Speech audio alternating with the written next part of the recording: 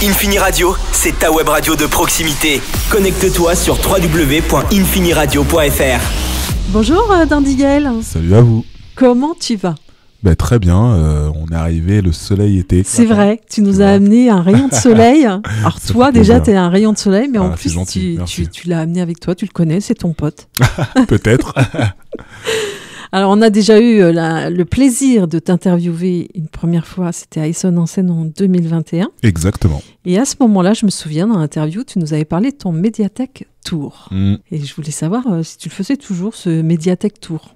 Déjà, je suis très fier que ça se concrétise. Ouais. Parce qu'au moment où je vous en ai parlé, c'était le début. Voilà, c'était une idée. On mettait les choses en place sur papier. On commençait un petit peu à approcher les différents partenaires pour nous accompagner. Et là, ça y est, on y est. On est dans le concret. Il y a plusieurs dates qui se sont déjà déroulées là, à l'heure où je vous parle. Ouais. Où je rappelle un peu le concept, où c'est moi qui fais en tout cas avec mon équipe, on fait un show dans la médiathèque, suivi d'échanges et ateliers. Écriture ou dessin. Le but, c'est de faire en sorte que le public s'approprie ce lieu qui est la médiathèque, qui est un lieu gratuit, qui est un lieu ouvert à tous, et toujours pour plus d'expression en tout cas. C'était ça te tenait à cœur en fait, que les jeunes aillent dans cet endroit où ils ont tout gratuit en fait, à disposition, et aussi bien audio que des livres en fait. Clairement. Aussi. C'est exact, t'as tout résumé. Ça me tient toujours à cœur parce que je trouve que c'est un endroit où voilà, en fait, ce que j'ai envie de faire, c'est de pas laisser juste le monopole à l'école de dire que la lecture ou l'écriture, c'est un synonyme d'échec parfois ou de contrainte, tu vois. Genre, c'est les devoirs, ce genre de trucs-là. Il y a une consigne. Il faut que ce soit un plaisir aussi. Exactement, c'est ça. C'est là où je veux en venir, tu vois. Donc, j'aimerais aussi que les plus jeunes, et voire d'ailleurs tout le monde, pas que les plus jeunes, bon là je dis les plus jeunes parce que c'est le public que j'ai en face à travers mes ateliers, c'est le constat que je fais, mais en vrai ça s'adresse à tout le monde en fait, peu importe l'âge, peu importe la provenance, et s'approprier la lecture et l'écriture avec la source du plaisir, quoi. Alors maintenant on va parler de toi, t'as sorti un EP là, chapitre 1. L'aventure, non, c'est l'histoire continue, c'est pas l'aventure. Ça aurait pu être l'aventure aussi, quelque part. Effectivement. C'est un EP de 6 titres. Donc il est sorti là, il y a en début d'année. Ouais, exactement. C'est ça ? Le 3 mars, pour être précis. Le 3 mars.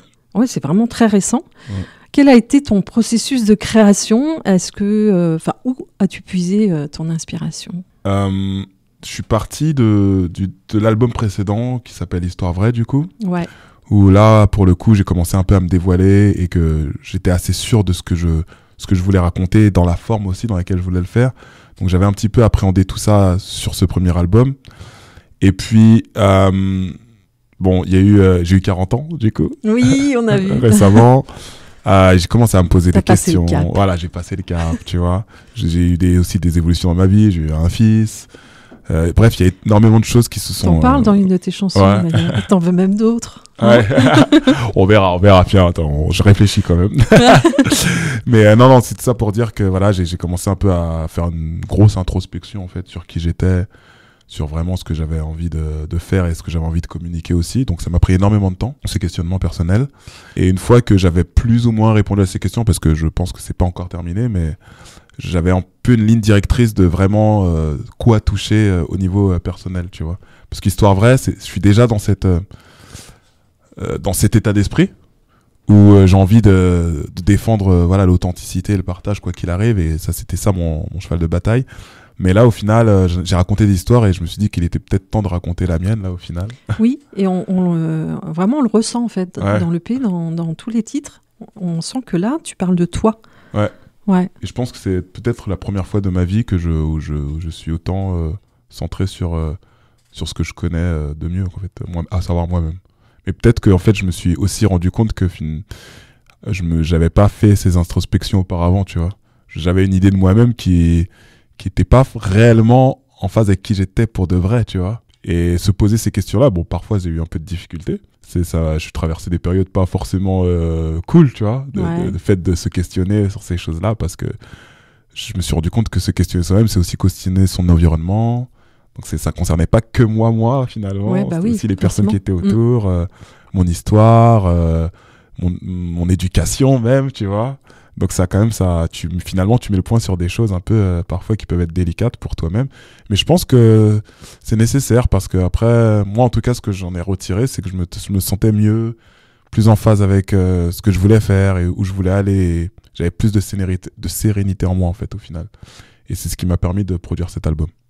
Et du coup, comment tu le décrirais en 3 mots? Intime. Ouais. Authentique encore, Ouais. toujours. Et chill. C'est vrai. Ouais. C'est le mot qui m'était venu. Quand je l'ai écouté, j'ai dit c'est hyper chill. En fait, on a envie d'écouter ça, soit en faisant une longue route, tu vois, ou le soir, tranquille. Ça m'a un peu, au début, là ça y est, je me le prends finalement aussi, le EP, tu vois. Ouais. Parce que c'est pas des sons que je faisais tout le temps, les sons chill, un peu, les sons un peu plus calmes, avec des BPM plus lents, avec même où il y a du chant, ces choses-là. Je faisais des choses beaucoup plus punchy, tu vois, parce que je pense à la scène, comme j'aime beaucoup ça. Ouais. Et c'est vrai que retranscrire ces morceaux sur scène, c'est un peu moins évident, tu vois. Mais pas les mêmes scènes, ce serait peut-être des scènes plus intimes du coup. Peut-être, tu vois, mais même la manière de le faire, de l'amener avec l'équipe, c'est quand même, on constate que c'est différent, tu vois. C'est pas les sons un peu boom bap où ça part, où le rythme il est un peu plus, ou une grosse trap où tu sais que voilà, tu vas kicker de manière technique. Tu vois, tu sens que c'est des cabrioles, quoi, en gros. Alors que là, je dis des choses lentes, faut les assumer concrètement. Et c'est pas la même manière d'amener au public. Mais là, en fait, en le faisant, on apprend. Je me rends compte, même on l'a répété tout à l'heure, tu vois. Et on voit comment il faut amener les morceaux, même si on utilise les mêmes techniques, plus ou moins. Voilà, je parlais technique, mais de back, de passe-passe, de cut un peu, mais même si on utilise tout de même ces techniques, c'est quand même pas la même attitude. On le constate, tu vois. Mais finalement, la première fois que j'ai fait un morceau, c'était à l'Envol, en janvier. On a joué un morceau du EP. Et quand on a vu le retour du public, on s'est dit non, finalement, c'est quand même cool. Ouais. Parce que nous, on appréhendait, on s'est dit, mais ça, c'est pas énervé, ça punch pas, donc on sait pas, est-ce qu'ils vont pas s'endormir, ou tu vois, un truc comme ça. Mais au final, non. Ils étaient juste à l'écoute. Et c'était aussi, et il faut ces moments-là aussi en concert, quoi. Ça peut pas toujours faire sauter, tu vois. C'est ça. Même si on aime beaucoup ça, nous, mais là, sur ce EP, c'est pas vraiment ce que j'amène au final. Alors, tu es aussi MC sur pas mal d'événements, sportifs ou pas d'ailleurs. Oui. Est-ce que, avec toutes ces activités, tu trouves le temps encore de composer ou de dormir, de te reposer, de trouver du temps pour toi? Ouais, c'est pas évident, en toute sincérité. Mais non, mais je me suis organisé pour que je puisse continuer à composer, continuer à créer en tout cas. C'est important pour moi en fait, c'est quand même ma première source de plaisir et c'est même, j'ai même envie de dire, c'est ce qui fait un peu ma singularité aussi, le fait d'être dans ces différents domaines, parce que j'arrive avec un angle de vue qui est propre. Le fait que je sois artiste et que je crée, quand je prends le micro en tant que MC, ça se ressent quelque part, parce que j'ai une notion de rythme, j'ai une notion d'interaction avec le public qui est vraiment liée au fait que je fasse des concerts et aussi vice versa. Quand je suis MC, je sais que ma fonction de MC, je peux la retransposer d'une manière ou d'une autre dans mes concerts, tu vois. Et je parlerai même aussi de mes ateliers. Quand j'interviens devant des élèves ou un public qu'on appelle éloigné, même si j'aime pas trop ce mot-là, mais vous m'avez compris. J'ai cette posture je vais faire un show quelque part, tu vois, dans la transmission. Et je trouve que ça marche énormément. C'est complémentaire. Oui. En fait, ça peut t'aider que ce soit MC, ça t'aide dans la musique et vice-versa. Exactement. Et les gens qui viennent te voir, par exemple, un match de basket, où t'es MC, ils savent que aussi tu fais de la musique à côté. Et, Maintenant, oui. Ouais, mais ça n'a pas toujours été. Connaissent maintenant, ça n'a pas toujours été évident, par exemple. Et même pour moi, hein, je te le dis, déjà que pour les gens c'était pas évident, mais pour moi-même aussi. C'est-à-dire que tu vois, je compartimentais énormément les différentes fonctions parce que j'avais du mal à en saisir la cohérence aussi. Donc quand tu as du mal à saisir la cohérence de tes différentes actions, tu as du mal à le communiquer. Du coup, si tu le communiques pas, les gens vont pas savoir. Mais maintenant que j'ai compris qu'est-ce qui liait un petit peu le tout, à savoir je reviens sur l'authenticité et le partage, c'est ça vraiment qui lie le tout de toutes mes activités, la transmission, tu vois, d'énergie de manière générale. Quand je suis MC, moi je parle de mes activités artistiques, tu vois. T'en parles. Ouais, okay. Je sais que j'ai pas de mal à le faire, j'ai pas de pudeur à le faire. J'avais cette pudeur à le faire. Ben non, là c'est pas je suis pas là pour me vendre ou quoi que ce soit. Mais si tu parles naturellement, mais ça fait partie de toi. Ben oui, exactement. Et j'ai appris à l'accepter ça aussi. Okay. Ça aussi, ça fait partie d'un travail personnel. C'est le nouveau Dandiguel. Hein, comme le Beaujolais. Il est sorti. C'est ça. Dis-moi, est-ce que tu as un artiste avec qui tu rêverais de faire un feat? Il y en a tellement. Bon, il y en a qui sont décédés, mais bon, Ouais. on va dire quand même. Mais on se dit, bah, dans l'imaginaire, si Ah, tu pouvais... Michael Jackson. je m'attendais à ça. Effectivement, tu m'en avais Direct. beaucoup parlé. Ouais. Ouais, bah ouais, ce serait... Enfin, même, tu sais quoi, même pas faire un feat, mais juste être en studio, en fait, avec lui, voir son procédé, comment ça crée et tout, tu vois, ou même être un clip, et genre, je les vois faire, ça, je pense que je donnerais très cher, tu vois, j'aurais donné très cher pour voir ça, avec Quincy Jones, les voir Ouais. faire le truc, tu vois, juste être là et regarder, je pense que là, ouais, ou même James Brown, tu vois. Après, James Brown, apparemment, c'était moins cool. C'est vrai? Parce que j'ai compris Ouais. par rapport au reportage avec ces musiciens et tout, c'était moins fun. Mais bon, quand même, j'imagine que ça doit être un truc de ouf à voir. Après, sur des gens actuels, tu vois, j'aurais aimé faire un featuring avec Kendrick Lamar, par exemple, ou J. Cole, ces gens-là, où je me dis, waouh, j'aimerais bien savoir comment ça se passe en studio aussi. Leur processus créatif, je suis obsédé par ça aussi. Tu vas voir comment les gens y créent leur art, tu vois. Alors, comme tu rencontres pas mal de jeunes dans les médiathèques avec tes ateliers, quel message tu voudrais faire passer à des jeunes qui veulent se lancer dans la musique, mais qui osent pas? Qu'est-ce que tu leur dirais pour les lancer, en fait, pour Bien qu'ils sûr. osent? Qu'il y a énormément de plaisir à prendre déjà, et que je pense que c'est cool de prendre du plaisir, même avec ses amis, passer un moment, passer un temps, au moins partager une activité commune. Et moi, tu m'as posé la question pour la musique. Je trouve qu'avec la musique, c'est un langage qui dépasse une langue, ou qui dépasse même des expressions corporelles. Parfois, tu vois, je trouve que c'est comme une langue universelle, en vrai. Tu vois, pas besoin de vraiment se comprendre. Moi, j'ai partagé des moments avec des gens dont j'avais aucun lien, en vrai. Mis à part un morceau. Ouais. Il m'est arrivé d'aller en Allemagne, tu vois, aller à un festival hip-hop. Et dans le public, les gens je ne ressemblais pas du tout aux gens qui y avait dans le public. Eux ne me ressemblaient pas. Quand j'ai discuté avec eux, on n'avait pas énormément de points communs. On parlait même pas la même langue, tu vois. Bah oui. Mais on connaissait ensemble le Wu-Tang. Et quand le Wu-Tang est arrivé sur scène, on a réagi au même morceau, tu vois.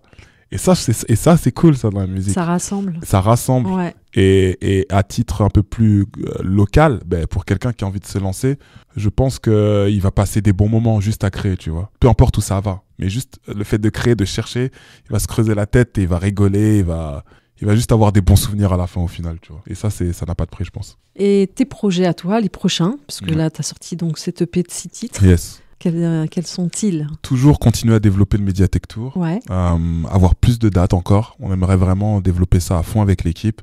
Les dates qu'on a fait, on a pris énormément de plaisir. On a déjà fait 4-5 dates. Ouais. On aimerait faire ça dans toute la France. On aimerait faire ça oui, même... tu veux t'étendre à toute la France. Ah oui. C'est pas uniquement l'Île-de-France. Non. Ok. Là, je le fais là parce que c'est là que oui, les contacts faut bien commencer voilà. de toute façon à côté Exact. de chez soi. Ouais. Mais l'ambition, c'est de le faire sur toute la France, voire dans le monde entier, en fait. Et là, on y pensait aussi, pas forcément le faire dans une médiathèque, ce format-là, dans tout lieu, en tout cas, qui participe à la culture. Tu vois, si ça peut être au musée de l'Homme, on le fera au musée de l'Homme, tu vois. Ouais. Que les gens, on veut amener des publics qui vont pas forcément dans ces lieux à y venir et à se dire, moi mon objectif c'est qu'à la fin les publics qui sont jamais venus dans la médiathèque se disent mais en fait je suis chez moi là ici, parce que c'est le cas, tu vois. Ouais. Et la meilleure victoire, par exemple, la plus belle victoire qu'on a eue, c'est on était à Annecy et à la fin on fait le truc et il y a 2 petits qui viennent me voir et qui me disent on a terminé l'événement, et ils me disaient mais on peut rester ou pas? C'est cool. Et j'étais trop content. Bah oui. Tu vois, j'ai fait mais évidemment que tu peux rester. Moi, je suis fatigué, je vais rentrer chez moi. Mais toi, tu peux rester là jusqu'à je ne sais pas quelle heure et tu peux même prendre ta carte et c'est gratuit, mon frère. Donc vas-y, fais-le, tu vois. Et ça, en fait, à chaque fois, je suis content. Même à Viry-Châtillon, on l'a fait la semaine dernière là.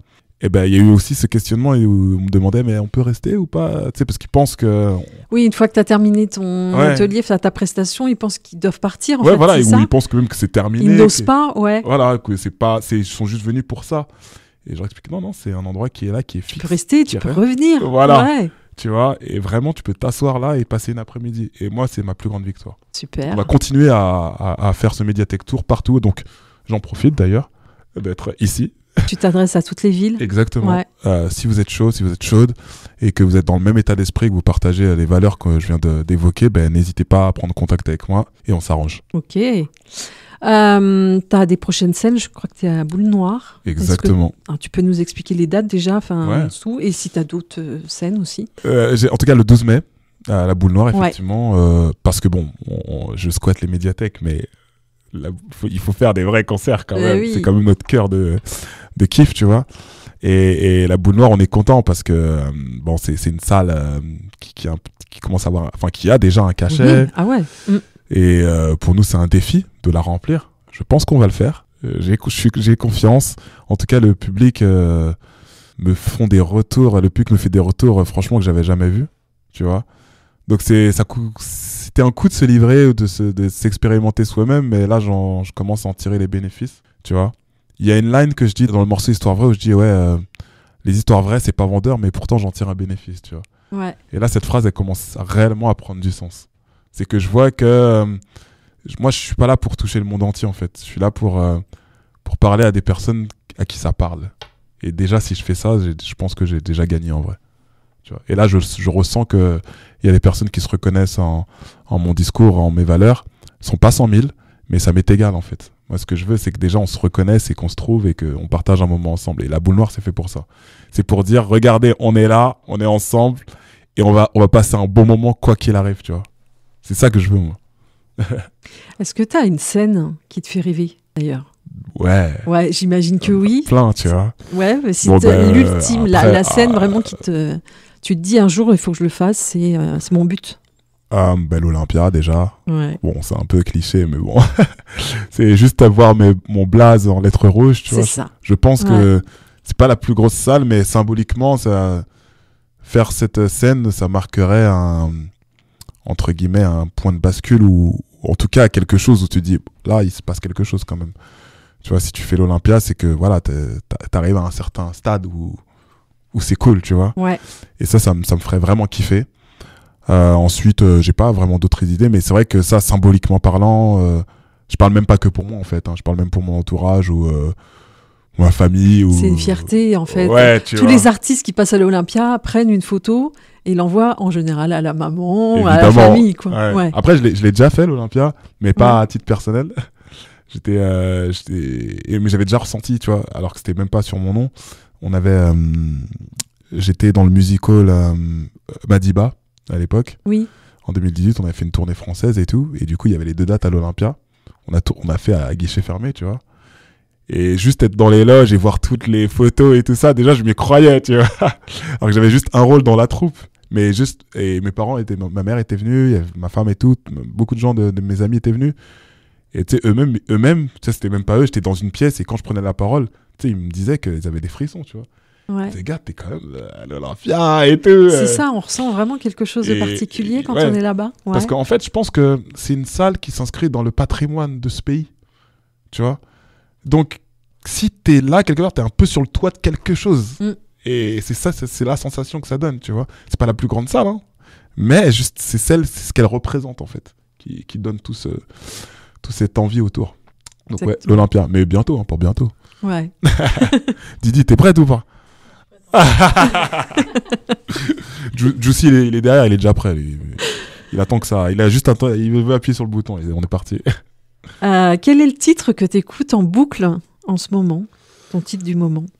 Il y en a 2 même là. Ouais. Il y a un titre de Kendrick Lamar encore, qui s'appelle Mother I Sober, qui est un titre très très très très difficile dans ce qu'il évoque, mais qui m'a touché particulièrement.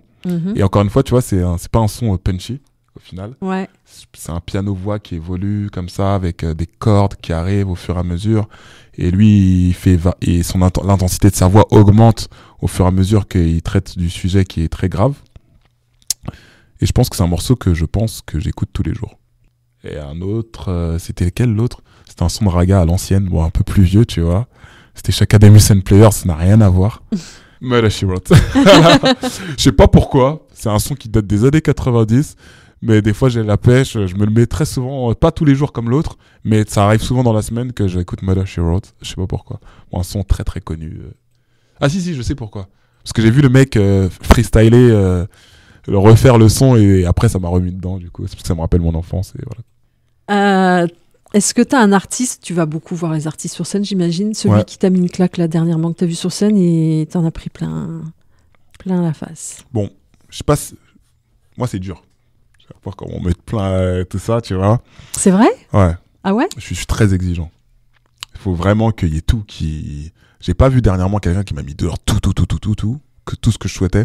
Je pense que le dernier que j'ai vu, je me suis dit, c'est quand même quelque chose, ça fait très longtemps, c'était en 2008 genre. C'était Kerry James. Ah oui, 2008. Ok. Donc tu vois, c'est pour te dire. Genre, mais celui que j'ai vu dernièrement, c'est Slimka. C'est un rappeur suisse. Ouais. J'ai pas tout pris, mais j'étais impressionné par sa prestance. Je trouvais qu'il était à l'aise, qu'il faisait varier ses flows, et il est tout seul. Et c'était fort en fait ce qui m'a donné. J'ai fait, en termes de performance scénique, j'ai fait ah ouais là. Ah non, attends, quoique Orelsan aussi, je l'ai vu à Bercy. Pareil.